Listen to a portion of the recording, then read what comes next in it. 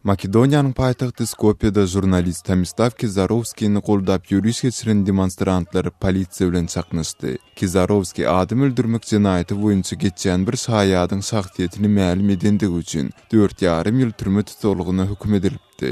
Kizarovski'niň tarapdarlary bu hükümü Makedoniýada söz azatlygyna garşy edilen bir çäre diýip adlandyrdylar. Russiýanyň ýokary sudy Yukos karhanasynyň howpsuzlyk gullugynyň ozalky başlygyna çykarylan ömürlük türme tutuluk hükümini öz güýjünde galdyrdy. Piçugin 3 adamy öldürmek, başga-da 4 adamy hüjüm etmek aýplamalary esasynda basylypdy. Ol sud diňlenşiginiň adalatly bolmandygyny öňe sürüp, Russiýanyň ýokary sudyna arşy şikaýet edipdi.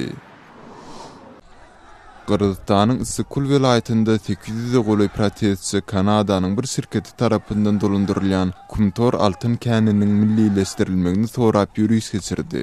Mundan öň Qırgız parlamenti Kumtor käni boýunça täze bir lalasy baglaşmakda ýüze urupdy. Protestçiler şu aýyň başynda geçirilen ýürüýüşde tutup edilen özleriniň igindes 10 aktivistiniň boşadylmagyny hem talap etdiler.